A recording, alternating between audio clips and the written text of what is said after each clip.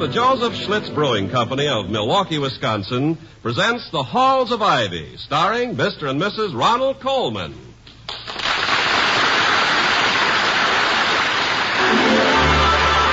I was curious. I tasted it. Now I know why Schlitz is the beer that made Milwaukee famous. If you like good beer, you'll find it pays to be curious and learn about Schlitz for yourself. And now, The Halls of Ivy. The halls of ivy that surround us here today, and we will not forget though we be far, far away. Welcome again to Ivy. Ivy College, that is, in the town of Ivy, USA. Dr. William Todd Hunter Hall, president of Ivy, has been working in his study all morning. But he leaves it now to join his wife, the former Victoria Cromwell of the English musical comedy stage. As he enters the living room, Mrs. Hall says, "Oh, I'm glad you're finished, Toddy." Vicky, I am never finished. And why should you be glad? Outside of the fact that naturally you can't stand being without me for a minute. You're not going to feel so good when I remind you that today is the faculty tea at Mrs. Quincannon's. Oh, that doesn't disturb me a bit, my dear. A legitimate function of the president's wife. I think it's quite proper that you should attend all faculty teas. Not me, we. Oh, no, you don't, no. And not only that, but you need a haircut. I'll get one next week, Delilah. Why do you hate to go to the barber? My dear girl, I do not hate to go to the barber. Well, then why? I do, however, dislike to have the administration of this college subjected to the haphazard analysis and preposterous suggestions of a certain tonsorial artist. The barber, Doc Fish. Doc Fish. Fish, indeed. He seems to be trying to make up for 1,000,000 years of silence on the part of his submarine namesakes. Well, I suppose any barber who's been in the same shop for 30 years has certain rights. Which he abuses constantly. But to a college barber, there is a new generation every 4 years. You know, Vicky, there are a lot of people Toddy. who never leave a campus without having Toddy. Huh? You're trying to change the subject. Oh. I want you to get your hair cut. And I've made an appointment for you. Is there a slight strain of bulldog in you? With a trace of bloodhound, I'll be following you all the way. Oh. Do I get some lunch before I tackle the fish? Oh, it's not fish, sir. It's cheese souffle. Oh, is lunch ready, Penny? Yes'm, but if the doctor likes some fish... thank you just the same, Penny. Mrs. Hall has already ordered mine.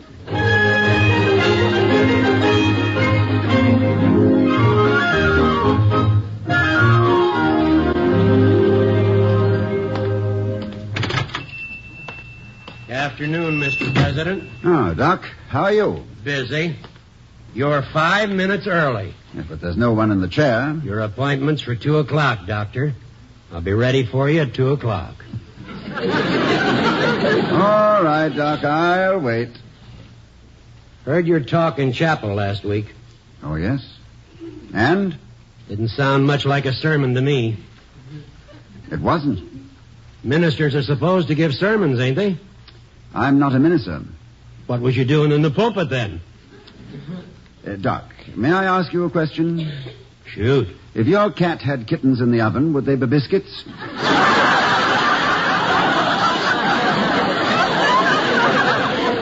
Step in the chair, Doctor. It's 2 o'clock. Thank you. That's better.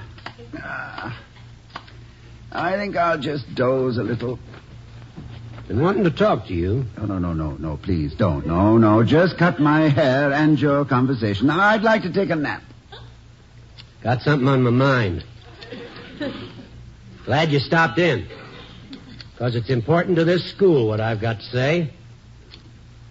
As long as nobody else seems to take enough interest, it's up to me to do something about it. I'm going to do it. Right now. I give up. What is it, Doc? Know a kid named Eddie Gray? Yes, I do indeed. What about him? He buys a lot of magic stuff at the campus bookshop. You know about that? Oh, yes. A lot of magic stuff and plenty of other things have been disappearing. That's a good trick, too. You mean stolen? Guess that's what you'd call it. About $500 worth. Why do you connect Eddie Gray with this? Not many students buy magic stuff. Doc, our founding fathers provided that any citizen accused of crime was entitled to a jury of his peers, competent legal counsel, and a qualified judge. Who then are you to constitute yourself judge, jury, and executioner? I got eyes and ears. So is a three-toed sloth. And about the same lofty conception of justice. You ought to be ashamed of yourself. You know he sold that big car of his. Know he's running around the campus looking like a bindle stiff. Looks like he sold all his good clothes. Looks like he maybe needed some dough. Eddie Gray needs money like I, as the saying goes, need a hole in the head. Have you talked to anyone else about this? Nope. Figured it was your job to handle it. Oh, I'll handle it. Are you a betting man, Doc? Well, I know where you can get a little bet down. What's the horse? The horse is a gray, Doc. And I'll lay you 8-5 he comes in on top.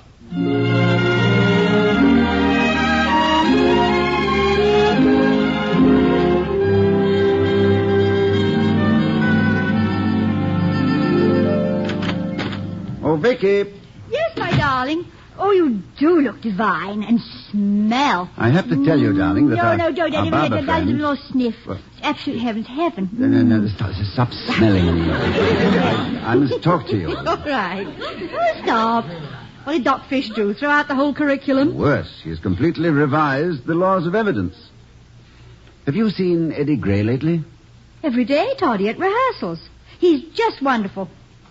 Is he making friends? He's the happiest boy in school. Everybody likes him. And his magic act is going to be the hit of the follies. You remember when you advised him, and I think I did too, to get rid of his flashy car and expensive clothes? Certainly. And he did it right away. Now he dresses just like all the other students. If you can call that dressing.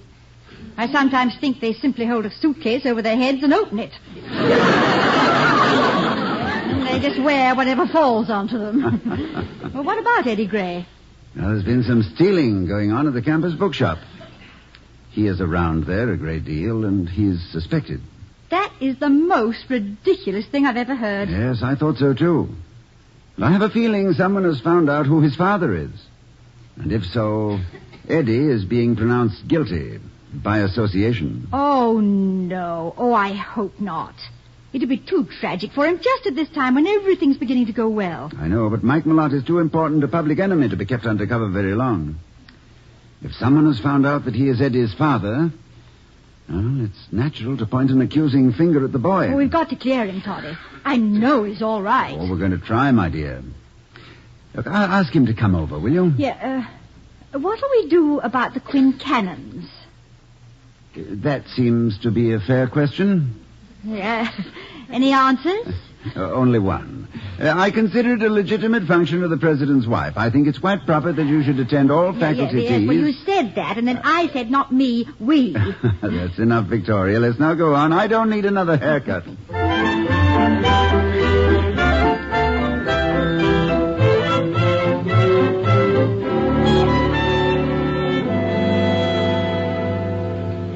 Mr. Gray to see Dr. Hall. Oh, show him in, Penny. Don't go, Vicky. This is your case as much as mine. Well, I'm glad. I want to stay. Hello, Dr. Hall. Oh, Graham. Oh, hello, Mrs. Hall. Hello, Eddie. You sent for me, sir? Yes, I did. Sit down. Thank you. I wanted to see how you were getting along. Oh, great. Thanks to some good advice from you and Mrs. Hall, I've been having a swell time. I never knew there were so many nice guys and gals in the world. I'm glad to hear that. Eddie, I'm going to be very direct with you. Yes, sir? Have you heard from your father lately? Oh, sure. He sneaked down here to see me 10 days ago. He did? Yeah. He knew I wanted a set of Joseph Conrad's books, so he came down and bought them for me. I'm not apologizing for what he used to be, Dr. Hall, and neither is he, but to me, he's been great. Did he buy you the books at the campus bookshop? Yeah, I did. Oh, it's a terrific set. Boy, it sure ruined my allowance. Has anyone told you of the recent robberies at the campus bookshop? Why, yes, sir, I did hear something. Has anyone told you that you are suspected? Me? Suspected of stealing? Oh, now, just a minute, Dr. No, Hall. Calm down, Eddie, please. We're not accusing you. On the contrary, we want to clear you. But to do it, we'll have to find out everything we can. And you can help us. Tell us everything you know about it. I don't know anything about it. If we're going to try to help, you must do your part. It's beyond just you and us. It's a matter of this college's reputation. And a little thing called justice. Gray. Yes, sir? Just for the record, have you stolen anything from the campus bookshop? No, sir. Of course you haven't. Do you know who has? No, sir. You know, but you won't tell. Isn't that it? This can be very serious if you don't, Gray. Involves the honor of the whole college. Look, Doctor, I can't tell you anything. I'm sorry, really sorry, sir, but I wish you'd remember one thing. I've got to do what seems right to me, and please don't ask me to do something that doesn't fit with my own rules. You know, this is where I learned about honor, Doctor, and values, right in this room. From you, both of you. You gave me a lot to hang on to. Now, don't ask me to let it go.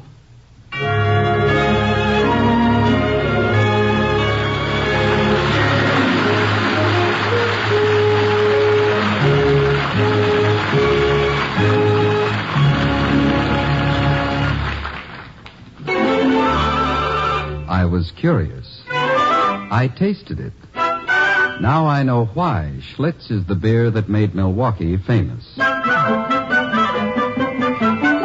In just a moment, we'll return to the Halls of Ivy, starring Mr. and Mrs. Ronald Coleman. But first, let's hear the story of a young go-getter who set out to make an impression, but wound up by being impressed. Give me 5 minutes alone with the boss, I used to say, and he'll know what a live wire he's got in his organization. That's what I used to say. Well, the other day, the boss invited my wife and me to spend an evening at his home. I knew my big opportunity had arrived. I had a whole evening in which to sell yours truly to the boss. I could just see myself drawing on a mild Havana and giving the old boy a couple of pointers on how to clear up that situation in the sales department. Yes, I had it all planned. But somehow it didn't quite work out that way. I should have known it the minute I saw the boss's house. He and his wife were as simple and friendly as the people next door, but the living room was lush with antiques, oriental rugs, and original oil paintings. I couldn't help staring, but at least I did manage to keep from saying, gee whiz. But still in all, the evening passed very pleasantly. The boss talked about art and music, showed us his collection of rare prints and first editions, and finally served us some Schlitz beer. Now, naturally, I didn't admit that I'd never tasted a beer as famous as Schlitz. So I took up my glass as though I were an old Schlitz drinker from a way back. Actually, I could hardly wait to find out if my boss's taste in beer matched the good taste he showed in other things. I took a deep swallow of Schlitz and found out that it did. The same luxury was there. A luxury of flavor that matched the paintings and the prints and the first editions. It was then I realized what had happened. I had come to make an impression, but as it turned out, I was the one who was impressed. No wonder they call Schlitz the beer that made Milwaukee famous.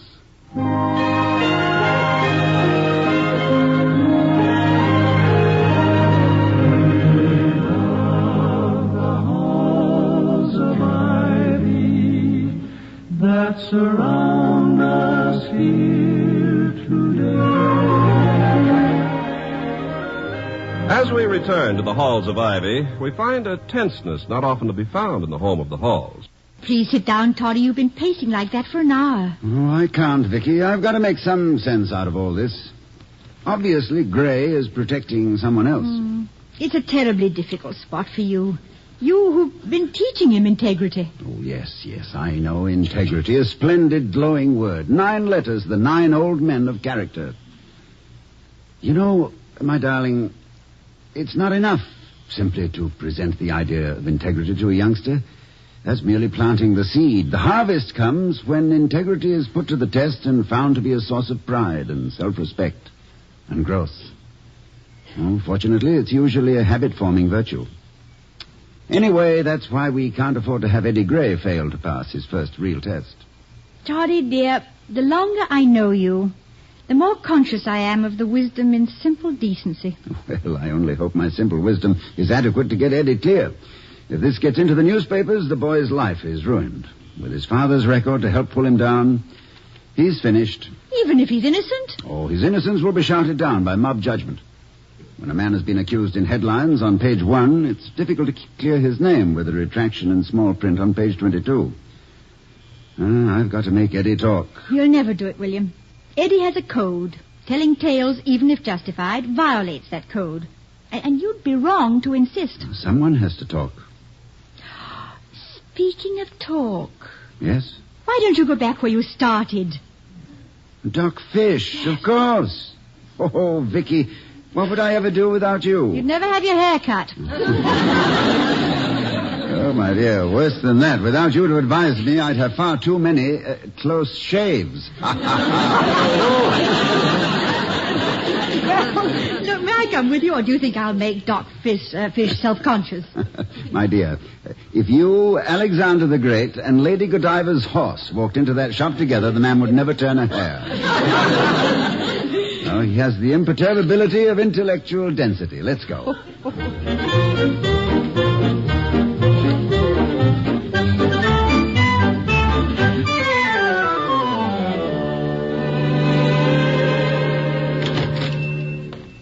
Again, Mr. President? Didn't Mrs. President like your haircut? It was a fine haircut, Doc. But I think you gave Eddie Gray a crooked part. Huh? Doc, I'm very disturbed about your accusation of the Gray boy. Been thinking about him myself. I talk too much, always blabbing. Why did you do it? Can't stand his father. Saw him at the bookshop, put 2 and 2 together. And they added up to a number on Eddie's back. How did you know who his father was? Friend of mine in Chicago. Racketeer wrote me. Your bookmaker? No, my bookie's a local... I mean, no, ma'am. Have you told anyone else about this? No, and I'm not going to. Going to shut up from now on. Splendid idea, if it's not too late. We've got to find out who is doing the stealing. Can any of your Chicago friends tell you that? Probably could if they was here. I'll help all I can. Sorry I started it. And you don't know anything more than you've told us? No. I just suspected this kid right off. Shouldn't have, I suppose, but I did. When I think something, I speak my mind. Loud, too. Beg your pardon, ma'am? Never mind. I was just speaking my mind. It's contagious, I guess. Doc, you've started something that I, as president of this college, must see through to a conclusion.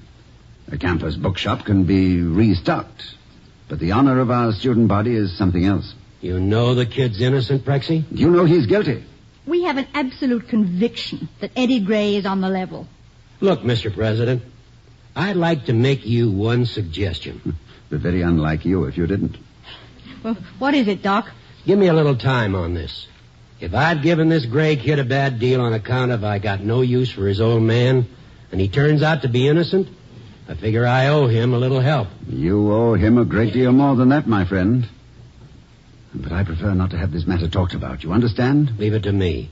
Just give me the time I need, and if I don't keep shut from then on, I'll guarantee you can shave me next time. And if he doesn't, I will.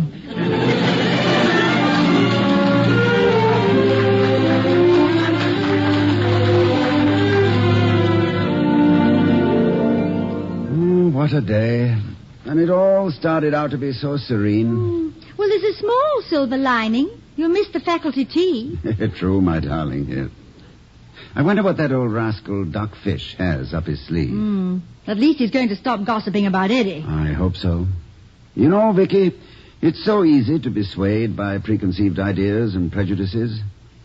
It's very often most difficult to hold a steady course when your whole being cries out to take another path. What are you thinking about now? Well, just for that tiny moment, I digressed, my darling. I was thinking of myself and you. I wonder if you remember that day in London when I ran up the stairs to your flat, whistling a tune, gay as the air itself. And when I knocked and you opened the door... My William, what a nice surprise. Vicky, my darling, I was so close I couldn't pass by without... Oh, I beg your pardon. I shouldn't have come in. I didn't know that... William, this is Paul Hunter, Dr. Hall. How do you do? How do you do? I'm terribly sorry. I didn't mean to intrude. Well, you haven't. We were just having tea. Do you want some? No, I really don't think so, thank you. I'd better run along. Oh, no, don't go. Are you a medical man, Dr. Hall? No, I'm afraid not, Mr. Hunter. I'm a school teacher. Oh, a school teacher. He's a professor, Paul. A very learned professor in a very beautiful American university. Oh, now, Victoria. On your sabbatical? Yes, and not too much of it left. Well, that's pretty tragic. Vicky and I were just talking over plans to spend most of the winter on the Riviera. Doesn't it sound wonderful, William? The blue Mediterranean, the white sands, the striped umbrellas and warm sunshine. Yes, it does. Sounds beautiful. We thought we might stay between Nice, Cannes, and Monte Carlo for the entire season. With any luck, I don't see why not. No, of course. Why not? With any luck. Well, darling, if it's all okay with you, I'll start making arrangements. There's quite a lot of arranging to do, you know. Oh, I do know, Paul. Yes, by all means. Let's do it. Oh, certainly. It would be awful if you didn't. Well, I'm off then. It's nice to have met you, Doctor. Oh, thank you, Mr. Winter. I hope you have a nice winter, Mr. Hunter. Goodbye, Paul. I'll see you tomorrow. Bye. He's an absolute pet, that boy. That boy? Oh, yes. Yes, he is. A real... pet. Doesn't it all sound heavenly? Heavenly. William, what is it, dear? You're so down. I wish I were an actor, my darling. I wouldn't let you so easily see my feelings. Your feelings about what, dear? What is it? Oh, the Riviera, under winter skies, with me in America, and you with that Hunter fellow on the white sands. Oh, William, my dear. You thought... Well, you said that... Oh, you couldn't have. Yes, I know, but you did. Yeah, well, I didn't mean that you could... thought I was going away with Paul? Well, of course. Well, aren't you? Well, yes. Well, that's what I thought. What did you think I thought? I thought you thought... I thought you must have thought that... Yes, I still think that what you thought I thought was... Well, I just hate to think of it. William, listen. Paul is the company manager of Give Them Tears. Oh.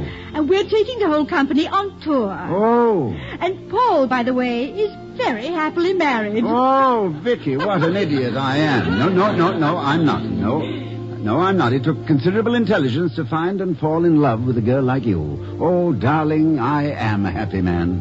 Oh, not too happy. I want you to be a little jealous of me. So go ahead and worry a bit.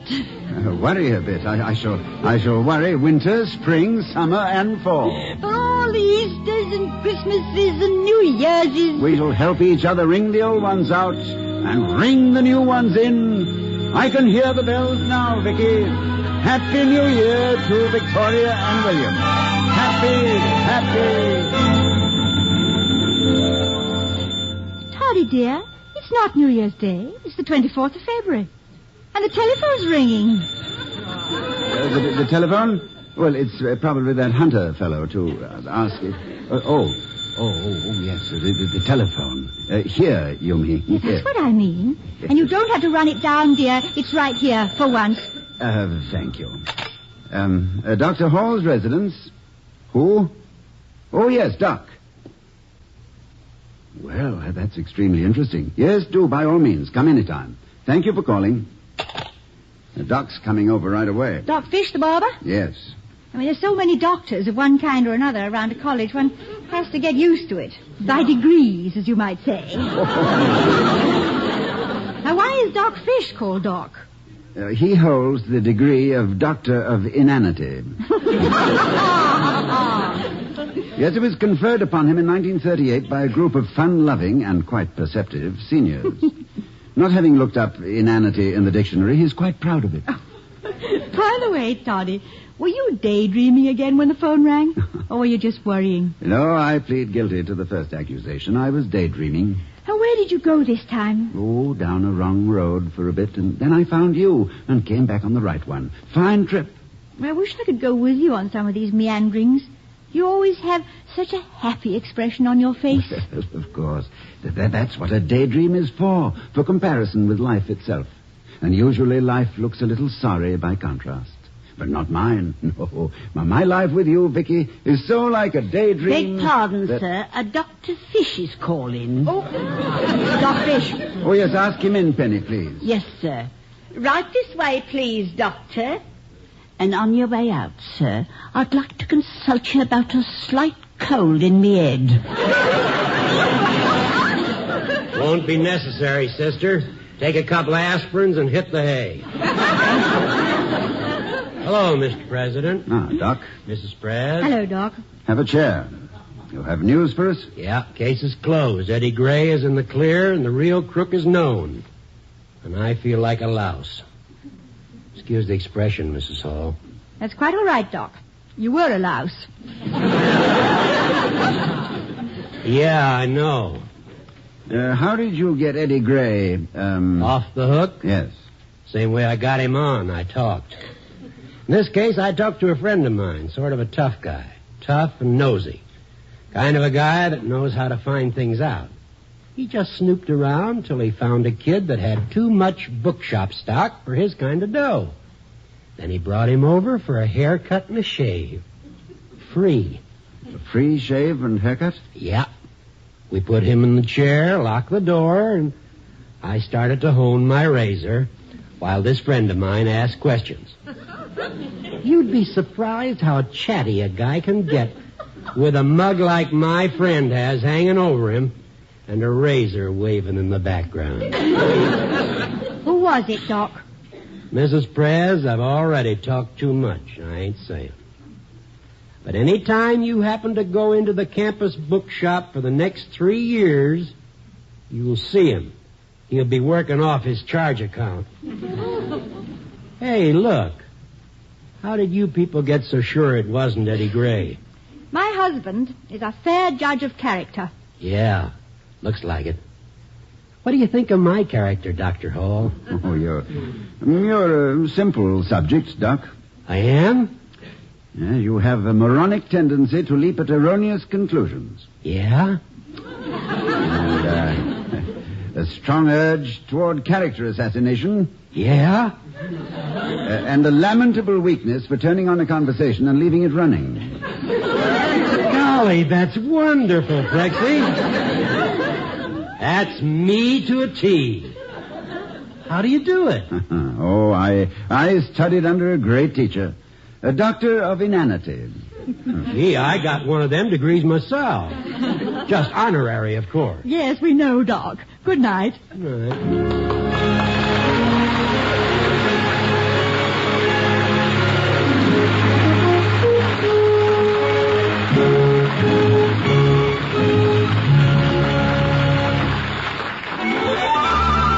I was curious. I tasted it. Now I know why Schlitz is the beer that made Milwaukee famous. And here again are Mr. and Mrs. Ronald Colvin. Good night, everyone. Good night.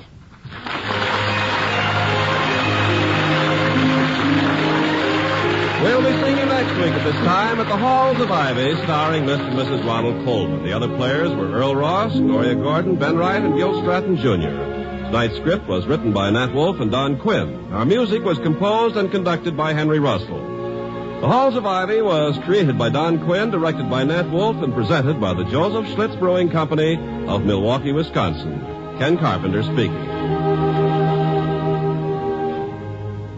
Now hear We the People over most of these NBC stations.